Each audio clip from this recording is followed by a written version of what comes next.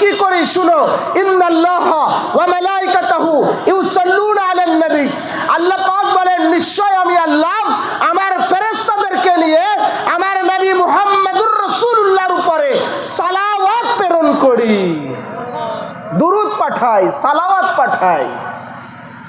এই আয়াতের তরজমা যদি ভালো করে করা যায় তাহলে আরো ভালো বুঝে আসবে আমাদেরকে। আল্লাহ বলেন ইন্নাল্লাহা নিশ্চয় আল্লাহ ওয়া মালাইকাতুহু এবং তার ফেরেশতা। এই জায়গায় ওয়া মালাইকাতুহু হু জমিরটা আছে। হু মানে হচ্ছে আরবিতে গ্রামার যারা পড়েছেন, নাহু সরফ জানে উলামা ইকরাম, তারা ভালো বুঝবেন। এই হুটা আসে, হু মানে হচ্ছে আল্লাহর ফেরেশতা। এই মালাইকা শব্দ এটা দ্বারাও ফেরেশতা সমূহ বোঝায়, কিন্তু হু জমির যেহেতু আছে সেটা দিয়েও ফেরেশতা হতো। কিন্তু আল্লাহ পাক মালাইকা আনার পরে হু জমিরটা কেন আনলেন প্রশ্ন জাগে না? হু জমির এই জন্য এনেছেন, আল্লাহ বলেন ইন্নাল্লাহা ওয়া মালাইকাতাহু নিশ্চয় আমি এবং আমার ফেরেশতা। তো তার মানে ফেরেশতা তারাই যারা আমার নবীর উপরে সালাওয়াত পাঠায়, দুরূদ পাঠায়, তারাই ফেরেশতা। আর যারা দুরূদ পাঠাবে না, আমার নবীর উপরে দুরূদ পৌঁছাবে না, তারা আমার ফেরেশতাই না। ওই জন্য আল্লাহ পাক মালাইকা শব্দ আনলেন, হু জমিরটাও নিয়ে এসেছেন। তার মানে ফেরেশতা তারাই যারা আমার নবীর উপরে সালাওয়াত পৌঁছায়, পাঠায়। তো আল্লাহ পাক সদা সর্বদা হার হামেশা কতদিন থেকে পড়তেছেন দুরূদ? ইউসাল্লুনা, এটা ফেলে মুজারের সিগা, নাহু সরফ বলতেছি, ফেলে মুজারের সিগা, যার অর্থ দেয় পড়তেছি এবং পড়ব। তো আল্লাহকে জিজ্ঞাসা করেন আল্লাহ আপনি কখন থেকে দুরূদ পাঠান? আমার আল্লাহ বলে যখন থেকে আমি আল্লাহ তখন থেকেই মুহাম্মদুর রাসূলুল্লাহ, আর যখন থেকে মুহাম্মদুর রাসূলুল্লাহ তখন থেকেই আমি আল্লাহ দুরূদ পাঠাচ্ছি। এরপরে আবার জিজ্ঞাসা করেন কতদিন পৌঁছাবেন, পাঠাবেন? 1 মাস, 2 মাস, 3 মাস, 1 বছর, 2 বছর, 3 বছর? আল্লাহ পাক বলেন ইউসাল্লুনা আলান নবী, পাঠাচ্ছে এবং পাঠাবো। কতদিন? আমি আল্লাহ যতদিন থাকবো আমার নবীও ততদিন থাকবে, আর আমার নবী যতদিন থাকবে কিয়ামত হবে, ময়দানে মাহশার হবে, আমি আল্লাহ থাকবো, আমার নবী থাকবে, আমি আল্লাহ পাক আমার নবীর উপরে ততক্ষণও সালাওয়াত পৌঁছাইতেই থাকবো। সুবহানাল্লাহ। এরপরে আল্লাহ পাক হুকুম দিচ্ছেন, কি হুকুম? ইয়া আইয়ুহাল্লাযীনা আমানু। কেউ কেউ বলে দুরূদ শরীফ মিলাদ এটা কোরআনের মধ্যে নাই, শরিয়াতের মধ্যে নাই, ইসলামের মধ্যে নাই, ধর্মের মধ্যে নাই, এটা বেদাত, শিরিক, নাজায়েজ, নতুন হয়েছে। মিলাদ কাকে বলে? মিলাদ মানে রাসূলের আলোচনা করা, মিলাদ মানে জন্ম, আর মিলাদুন নবী মানে রসুলের জন্ম বৃত্তান্ত আলোচনা করা, রসুলের জীবন বৃত্তান্ত আলোচনা করা, রসুলের আগমনী আলোচনা করা, রসুলের আগমন দিবস নিয়ে আলোচনা করা, রসুলের শান শৌকত নিয়ে আলোচনা করাকে মিলাদুন নবী বলে, মিলাদে মুস্তাফা বলে। পুরা কোরআনের মধ্যেই আল্লাহ তাআলা আমার নবীর মিলাদ এনেছেন, নবীর শান বয়ান করেছেন, ইজ্জত বয়ান করেছেন, রুতবা বয়ান করেছেন, শৌকত বয়ান করেছেন, পায়দায়েশের বয়ান করেছেন।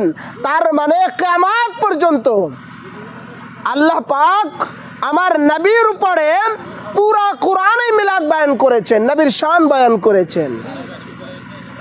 একবার দুরূদ শরীফ পড়ি, আল্লাহুম্মা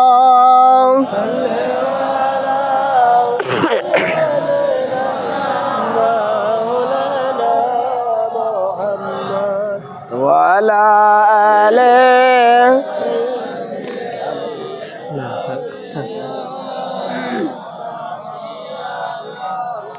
দুরূদ পড়লে গুনাহ হয় নাকি? না। তাহলে জোরে পড়েন না, দলিল দিব পড়া যাবে কিনা, ভয়ের কারণ নাই। বলেন আল্লাহুম্মা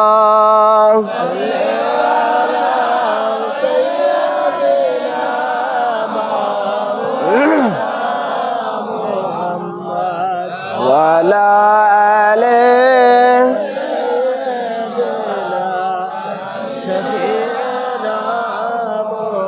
মুহাম্মাদ। আল্লাহুম্মা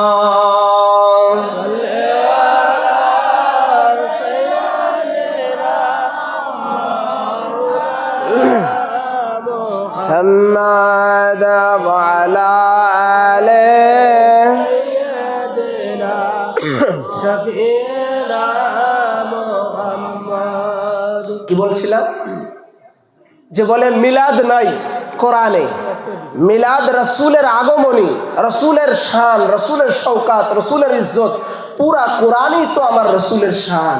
সুবহানাল্লাহ, সুবহানাল্লাহ। তাই কি না? এমন কোনো পারা নাই, কোরআনের এমন কোনো পৃষ্ঠা নাই যে পৃষ্ঠাতে আমার নবী মুস্তফার কথা নাই। পুরা কোরআনে আমার নবী মুস্তফার শান রয়েছে। তো কি বলছিলাম, আল্লাহ পাক এবারে ইরশাদ ফরমাচ্ছেন, হুকুম করতেছেন, ইয়া আইয়ুহাল্লাযীনা আমানু সাল্লু আলাইহি ওয়া সাল্লিমু তাসলিমা। আল্লাহ বলতেছেন, হে ঈমানদারেরা, বিশ্বাসীরা, কি বলে ডাক দিয়েছেন? ইয়া আইয়ুহাল্লাযীনা আমানু, আই ঈমান আলু, হে ঈমানদারেরা, বিশ্বাসীরা। ঈমানদার বলে ডাক দিয়েছে। আল্লাহ পাক রোজাদার বলে ডাক দেন নাই, হজ করনে ওয়ালা বলে ডাক দেন নাই, যাকাত দেনে ওয়ালা বলে ডাক দেন নাই। আল্লাহ পাক ডাক দিয়েছেন আমানু বলে, ঈমানদার বলে ডাক দিয়েছেন। কারণ কি? আল্লাহ বলতেছেন, ইয়া আইয়ুহাল্লাযীনা আমানু, আই ঈমান আলু সাল্লু আলাইহি ওয়া সাল্লিমু তাসলিমা। তোমরা হে ঈমানদাররা, বিশ্বাসীরা, তোমরাও আমার নবীর উপরে সালাতু সালাম পেশ করো, তাসলিমান, তাজিমের সাথে, তাকরিমের সাথে, সম্মানের সাথে আমার নবীর উপরে সালাওয়াত পাঠাও। প্রশ্ন হচ্ছে, ঈমানদার বলে কেন ডাক দিলেন? আল্লাহ ইচ্ছা করলে রোজাদার বলে, হজকারী হিসাবে, যাকাত দাতা হিসাবে এগুলো বলে ডাক দিতে পারতেন না?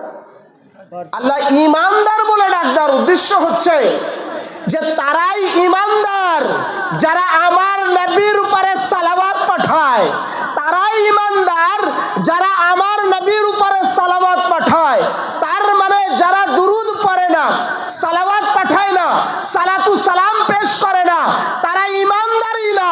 ওই জন্য আল্লাহ পাক বললেন, ইয়া আইয়ুহাল্লাযীনা আমানু, তারাই হে ঈমানদাররা, বিশ্বাসীরা, সাল্লু আলাইহি ওয়া সাল্লিমু তাসলিমা, তোমরাও আমার নবীর উপরে সালাতু সালাম পেশ করো, সালাত পৌঁছাও। তার মানে যারা যারা ঈমানদার, তারা তারাই নবীর উপরে সালাতু সালাম পেশ করবে, সালাম পেশ করবে। আর যারা ঈমানদার না, তারা মিলাদে মুস্তাফা, মিলাদুন নবী, সালাতু সালাম, দুরূদ শরীফের বিরোধিতা করবে। ঠিক ठीक है ना? कुरान बोले, ये मौलाना मंजूर का बात नहीं। आपका कोई राग अगर रांझ रहे तो खुदा के सवाल करो, आई खुदा कुरान में ये अय्युहल्लज़ीना आमनू क्यों ले आए? যদি কোনো প্রশ্ন থাকে তো কোরআনকে জিজ্ঞাসা করেন যে আল্লাহ কেন আপনি নবীর উপরে সালাওয়াত পাঠাচ্ছেন, দুরূদ পাঠাচ্ছেন, সালাওয়াত পাঠাচ্ছেন, আর আমাদের কেন হুকুম করলেন? তো আল্লাহ পাক যে হুকুম করেন সেটা মানা কি ফরজ না? কোরআনে নামাজের কথা আসছে, নামাজ পড়া ফরজ। রোজার কথা আসছে, রোজা রাখা ফরজ। কোরআনে যা যা আসছে সমস্ত কিছু মানা ফরজ। যদি কেউ অস্বীকার করে তাহলে সে কাফির হয়ে যাবে, আর যদি না মানে, পালন না করে তো গুনাহগার হবে। তো কোরআনের মধ্যে নামাজ আছে, তো নামাজ পড়া ফরজ। কোরআনের মধ্যে যাকাত আছে, ধনীদের জন্য যাকাত দেওয়া ফরজ। কোরআনের মধ্যে রোজা আছে, সবার জন্য রোজা রাখা ফরজ। কোরআনের মধ্যে নবীর উপরে সালাওয়াত পাঠানোর কথা আছে, তো সকলের উপরে নবীর উপরে সালাতু সালাম পেশ করা ফরজ। তাই কি না? ঠিক।